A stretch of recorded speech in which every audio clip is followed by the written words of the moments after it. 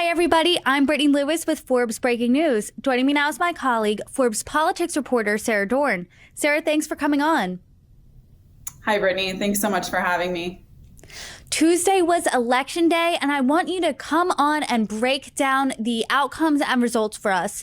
You're calling the results, quote, a positive sign for Biden's 2024 chances. Can you explain? Yes, so Democrats are certainly celebrating the results of a number of key contests. Number one being the Kentucky gubernatorial race.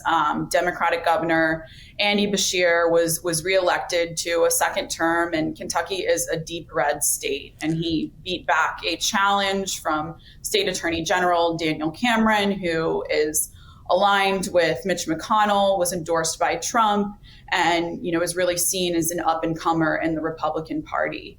Beshear is one of the most popular governors in the country, according to his approval ratings. But Kentucky has predicted which party will win the next presidential election in the last 5 presidential election cycles. So this is really one of the races that are being seen as a bellwether for 2024, as well as the Virginia state legislature. Democrats maintained control of the Senate, and they took control of the House of Delegates. And this is really, puts a stop to Governor Glenn Youngkin. He is a Republican. This puts a stop to his conservative agenda, namely a 15-week abortion ban that he was hoping to push through the legislature if Republicans were able to gain control of both chambers. Abortion has a lot of underlying themes in last night's results as well, and we can talk about those too. But I think that those are really the 2 races that Democrats are celebrating. I do want to talk about abortion overall and how that was an underlying theme on Tuesday night. Let's start with Kentucky, because Beshear dropped a really devastating ad. I'm not sure if you saw it. It was about abortion. It was a girl saying she was raped by her stepfather, and in a Kentucky under Cameron, she wouldn't be able to get an abortion. And they didn't really have a comeback for that. So talk about how abortion really was a winning issue for Democrats last night. Yes, and it was on the ballot in Ohio as well, a constitutional amendment that would, solidify the right to abortion. And this is despite the state passing a very restrictive abortion ban that is, currently on hold amid a court battle from several abortion clinics. But I'm from Ohio originally, and, I've been back to see family in recent months, and they are just being hammered with commercials similar to the one that you described from Beshear's camp. And, I think that it's really indicative of how this is drawing anger from both parties, and that several counties that voted for Donald Trump in 2020 had the highest turnout in last night's election. Now, that doesn't mean that those same voters will back a Democrat at the polls, but it certainly shows that Democrats' reliance on, fueling voter turnout through this anger surrounding Roe v. Wade is still a viable strategy for them, even as voters say that their top concerns are the economy and the brewing war in the Middle East. Let's talk about that a little more, because in polls with voters I've talked to, they've all said the economy remains the top issue, but that's just not reflective of what we saw in the polls last night. So do you think 2024 will be more about abortion or more about the economy?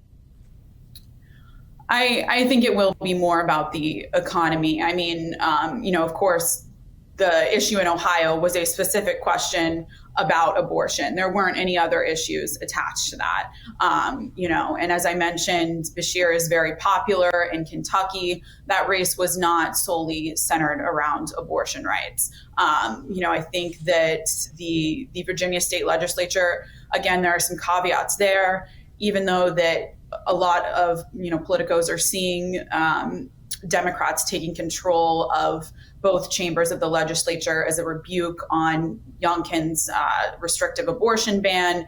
That state does lean Democratic. So I think that there are some caveats to this celebrating among Democrats, but there definitely last year in the wake of Roe v. Wade's reversal, when Democrats outperformed expectations in the 2022 midterms, I mean, that was just less than half a year after Roe v. Wade was overturned. And so, voters were obviously very angry, and, Democrats competing in House and Senate races were able to directly tie their opponents to, anti-abortion stances that they've made, or just their votes in Congress, or if they were serving in the state legislature. So I think that abortion will more so be a theme in House and Senate races next year, rather than the role that it will play in the presidential election. That voters seem to have a lot of different things that they are looking at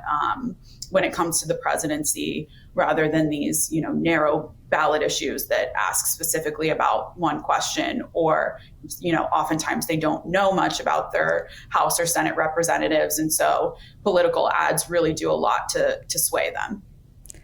As you said, I do want to now switch to Virginia. Democrats had a big night statewide in Virginia, and this really comes at odds with Republican Governor Glenn Youngkin. He's seen as a rising star in the GOP. He's been touted as maybe he should come in late to even the presidential run in 2024. So what does this do for him? This is bad for Glenn Youngkin. It effectively puts a stop to any legislation that he wants to push through the legislature next year. I mean, we see this all the time in Congress. Obviously, House Republicans will try to push something through, but it's blocked by the Senate and the White House.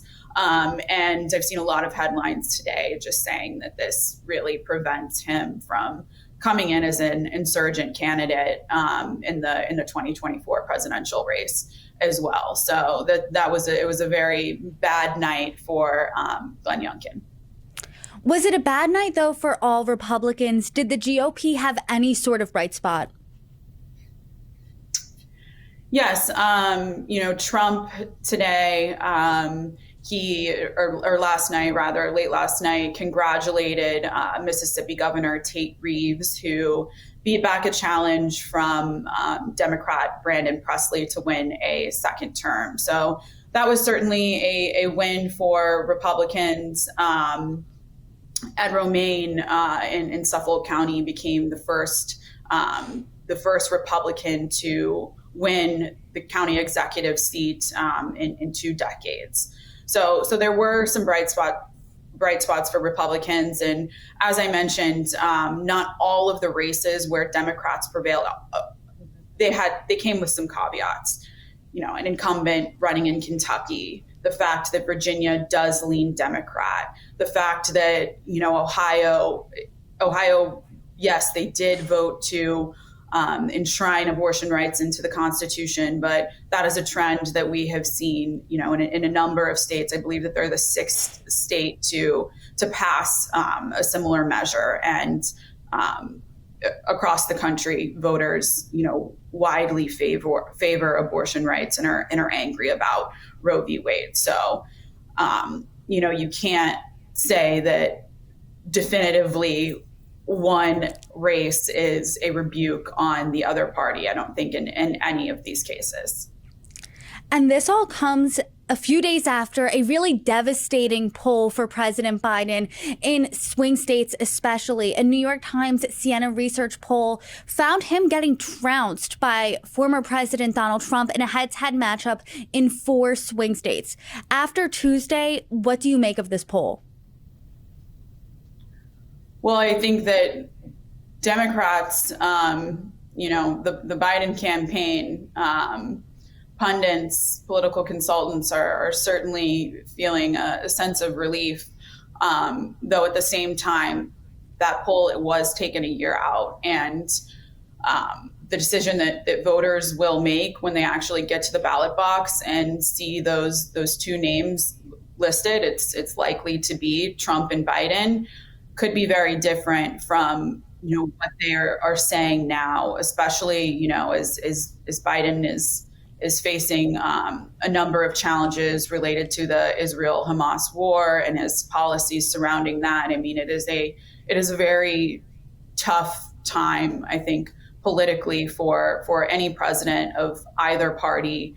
There's a lot going on, and people don't have great feelings about what's happening in Congress. I mean, not that could be attributed to the president, but I think that this just fuels negative sentiment about the state of our politics, and it's natural for voters to blame Republicans. At the same time, this poll really did raise serious alarms among some Democrats as well. And it shows that Biden is losing voters in key demographics that helped elect him in 2020, including younger voters, Black voters. And I think that, that is a takeaway that is really scary, and something that, there's some results in there that show that these demographics favor a Republican by a lot wider of a margin than they ever have in history. So he does have a lot of catch up to do. But, for Democrats, the good news is, in their view, that this election is a year out and there is time. And of course, Trump will be facing a number of trials in the lead up to the election, and we don't know how convictions will affect voter sentiment either if he is convicted in any of these 4 criminal cases. So let's talk about that a little more, because we do have time. We have a year plus any October surprise that comes through. So there can be many things that happens between now and Election Day of next year. But a trend we have been seeing since 2020 is President Biden and Democrats continually being underestimated. But you pointed out really important caveats that needed to be considered this Election Day. So what are you watching for next as we set our sights on 2024? So as I mentioned, I think that the outcome of Trump's 4 criminal cases, his civil fraud trial in Manhattan, could be a factor in voters' feelings about him if he has yet to be convicted. At the same time, voters are very familiar with the allegations against him, as they were even before these indictments were handed down. So I think that there might be a little bit of fatigue there. So it'll be very interesting to see if any potential convictions change voter sentiment. At the same time, I think that voters are going to be continuing to watch Biden very, very closely in terms of how much is he traveling? How energetic does he seem during speeches? Is he, making these rhetorical gaffes, or, even physically stumbling, as we've seen him do at times? Because voters can consider all of these things to be a sign that he is too old to run for president. And, the New York Times poll found that 71% of voters do believe he is too old. So I think that those are the 2 major negatives for both candidates, Biden's age and Trump's ongoing criminal cases. I think that the House and Senate races next year are going to be very interesting, as we saw during the 2022 midterm, when Democrats outperformed expectations and gained an extra seat in the Senate, and Republicans won the House by a slimmer than expected, majority. And there's been a lot of, obviously, chaos as a result of that in the House. And so I think that will also be interesting to see, how that impacts, especially the far right Republicans who have really taken advantage of that. Will they face primary challenges? I'm talking about the Matt Gaetz, Lauren Boebert, these Trump aligned Republicans who helped to oust Kevin McCarthy. So it'll be really interesting to see if voters in their districts reward them or if they are tired of the chaos and blame them. So a lot going on, and I think that the results of next year's election will say a lot about the state of the Republican Party and its future. There definitely is a lot going on. And as things continue to unfold, I hope you come back on every time and break them down for us. Sarah Dorn, thank you so much for joining me. Thank you, Brittany.